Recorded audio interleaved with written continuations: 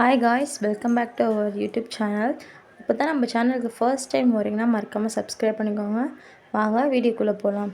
இந்த வீடியோவில் நம்ம எதை பற்றி பார்க்க போகிறோன்னா 16th டே ஃபங்க்ஷன் அன்றைக்கி ஈவினிங் பேச்சாய்க்கு நம்ம சாமி கும்பிடுவோம். ஆனால் என்னோடய பேபியோட 16th டே ஃபங்க்ஷன் ஈவினிங் அன்றைக்கி கும்பிட முடியல. அதனால் 29th டே அன்றைக்கி ஈவினிங் சாமி கும்பிட்டோம். பேச்சாய்க்கு நான்வெஜ் சமைச்சு அதை பற்றி தான் இந்த வீடியோவில் பார்க்க போகிறோம்.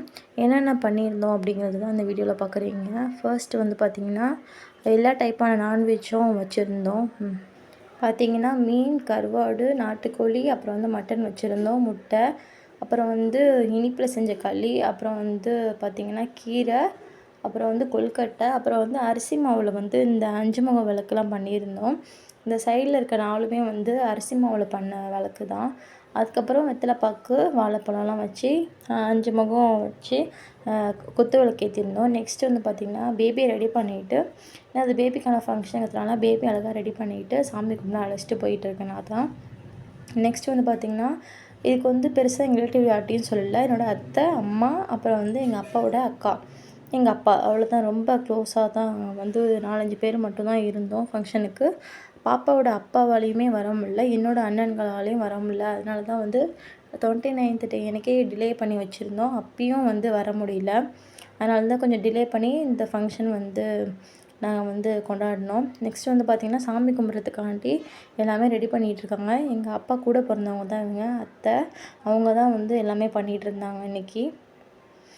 சமைச்சது பூரா எங்கள் அம்மா தான். பட் அன்றைக்கி இது பண்ணதெல்லாம் சாமி கும்பிட்றத அத்தை தான் ரெடி பண்ணிகிட்டு இருந்தாங்க. இப்போ சாமி கும்பிட்டுட்ருக்கோம் பார்த்திங்கன்னா.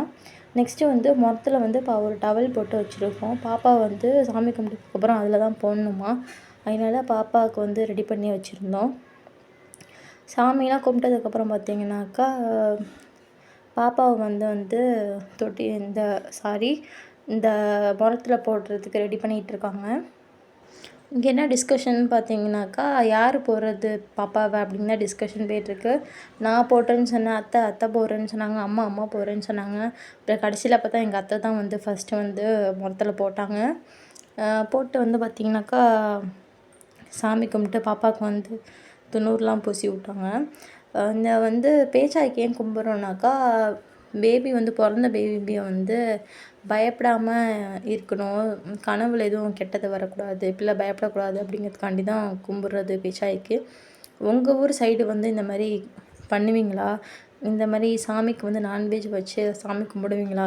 இந்த சடங்கு இருக்கா அப்படிங்கிறத மறக்காமல் கமெண்ட் பண்ணுங்கள். இல்லை வேறு என்ன மாதிரிலாம் பேபிஸ்க்கு நீங்கள் பண்ணுவீங்க அப்படிங்கிறதும் மறக்காமல் கமெண்ட் பண்ணுங்கள். இந்த மாதிரி பண்ணும்போது பார்த்திங்கனாக்கா பேபிலாம் சிரிப்பாங்க, இல்லை அழுவாங்க, ஏதாவது பண்ணுவாங்கன்னு சொல்லியிருந்தாங்க. பட் என்னோடய பேபி பார்த்திங்கனாக்கா செம்ம டயர்டில் நல்லா தூங்கிட்டு இருந்தா. என்ன பண்ணியும் எழுந்திரிக்கவே இல்லை. அதுக்காண்டி எங்கள் அத்தை பாப்பா காலில் அடித்தாங்க. அப்போயாவது எழுந்திரிப்பான்னு சொல்லி பார்க்க, பட் அவள் என்ன பண்ணியும் எந்திரிக்கவே இல்லை. அவள் நல்லா செம்ம டயர்ட் மாதிரி நல்லா தூக்கிட்டே இருந்தா. என்ன பண்ணியும் அவள் எந்திரிக்கவே இல்லை. நாங்களாம் சிரித்து ஃபன் பண்ணிகிட்டு இருந்தோம். அன்றைக்கி நல்லாவே போச்சு. பட் பேபி இந்த மாதிரி பண்ணும்போது எனக்கு கொஞ்சம் கஷ்டமாக தான் இருந்துச்சு. பட் அப்படி தான் இந்த மாதிரி சாமி கும்பிடும்போது பிள்ளை முழிச்சு தான் இருக்கணும்னு சொல்லியிருந்தாங்க. பட் அவள் முழிக்கவே இல்லை, நல்லா தூங்கிட்டு இருந்தா. உங்கள் பேபிஸும் இப்படி தானே மறக்காமல் கமெண்ட் பண்ணுங்கள். எவ்வளோ எழுப்பினாலும் எழுப்பாமல் நல்லா தூங்குற அளவுக்கு தூங்குவாங்களா அப்படின்ட்டு. நாங்கள் எவ்வளவோ ட்ரை பண்ணோம், பட் அவள் எந்திரிக்கவே இல்லை. சரி ஓகேன்னு விட்டாச்சு. நெக்ஸ்ட்டு சாமி கும்பிட்டதுக்கப்புறம் நாங்களாம் சாமி கும்பிட்டோம். சாமி கும்பிட்டு முடிச்சதுக்கப்புறம் பார்த்திங்கன்னா சாமி கும்பிட்டதுக்கப்புறம் பார்த்திங்கனாக்கா நான் பாப்பாவை கொஞ்ச நேரம் தூக்கி வச்சு உட்காந்துருந்தேன் அந்த படையல் பக்கத்தில். ஏன் அப்படி உட்கார சொன்னாங்கன்னு எனக்கு தெரியல. உங்களுக்கு தெரிஞ்சுருந்தால் மறக்காமல் கமெண்ட் பண்ணுங்கள். அதே மாதிரி பார்த்திங்கனாக்கா நம்ம நார்மலாக ஏதாவது சாமி கும்பிட்டோன்னா, படையல் போட்டோன்னா பூஜை ரூம் கிட்ட தான் நம்ம போடுவோம். பட் பேச்சியம்மன் கும்பிடும்போது பூஜை ரூம் பக்கத்தில் போடல, தள்ளி போட்டிருந்தாங்க. அதுவும் ஏன்னு தெரியல. உங்களுக்கு தெரிஞ்சிருந்தால் மறக்காமல் கமெண்ட் பண்ணுங்கள், எதுக்கு இப்படி பண்ணுறாங்க அப்படின்னு சொல்லிட்டு. உங்கள் வீட்லேயும் இந்த மாதிரி பேச்சியம்மனுக்கு சாமி கும்பிடுவீங்களா இல்லையாங்கிறதையும் மறக்காமல் கமெண்ட்டில் சொல்லுங்கள். நெக்ஸ்ட்டு பார்த்திங்கன்னா என்னை ஆசீர்வாதம் பண்ணிகிட்டு இருந்தாங்க. ஆசீர்வாதம் பண்ணும்போதுமே சும்மா ஃபன் பண்ணிகிட்டு இருந்தேன் நான். செம்ம ஜாலியாக போச்சு அன்னைக்கு. நெக்ஸ்ட்டு பார்த்திங்கனாக்கா படையல் போட்டது நாங்கள் சாப்பிடவே இல்லை, என்னோடய அத்தை தான் சாப்பிட்டாங்க. அவங்க தான் சாப்பிட்ணுமா அப்படின்னு சொல்லி, யார் சாமி கும்பிட்டாங்களோ அவங்க தான் சாப்பிட்ணுன்னு சொல்லி சொல்லியிருந்தாங்க. அதனால் அதில் உள்ள இதுலேருந்து கொஞ்சம் கொஞ்சமாக எங்களுக்கு கொடுத்துட்டு அந்த இலையில உள்ளதெல்லாம் அவங்க தான் சாப்பிட்டாங்க. பட் ஃபுல்லாக சாப்பிடல, கொஞ்சம் கொஞ்சமாக சாப்பிட்டு அவங்க சாப்பிட்டாங்க. அப்புறம் இந்த விளக்கெல்லாம் வந்து எடுத்து வச்சுக்க சொல்லிட்டாங்க. இந்த அரிசியில் செஞ்ச விளக்கெல்லாம் வந்து பருப்பு பக்கத்தில் வச்சுக்கோங்க அப்படின்னு சொல்லி எங்கள்கிட்ட கொடுத்துட்டாங்க. மித்ததெல்லாம் வந்து நார்மலாக எப்போதும் மாதிரி தான். நெக்ஸ்ட்டு வந்து பார்த்திங்கன்னா ஒரு வழியாக பாப்பா கடைசியில் வந்து முழிச்சாள். பசியாக இல்லை சவுண்டு போட்டதுனால எழுந்திரிச்சாலான்னு தெரியல. ஒரு வழியாக பாப்பா வந்து கடைசியில் அழுதுட்டா. அதனால் எல்லாருக்குமே ஒரு மாதிரி திருப்தியாக இருந்துச்சு. ஓகே அப்படின்னு சொல்லிட்டு இதை வந்து ஏன் இப்படி கும்பிட்றோன்னாக்கா, பாப்பா வந்து பயப்படக்கூடாது அப்படிங்கிறதுனால தான் வந்து கும்பிட்றோம். கனவு எதுவும் வரக்கூடாது, கெட்ட கனவு வரக்கூடாதுன்னு சொல்லிட்டு தான் கும்பிட்றோம். அதாவது பாப்பா கடைசியில் அழுவவும் எங்களுக்கு ஒரு மாதிரி சாட்டிஸ்ஃபைடாக இருந்துச்சு. நெக்ஸ்ட்டு சாப்பிட்டு முடிச்சதுக்கப்புறம் அவ்வளோதான், அந்த ஃபங்க்ஷன் வந்து முடிஞ்சிருச்சு ஓவராலாக. நல்லாவே போச்சு.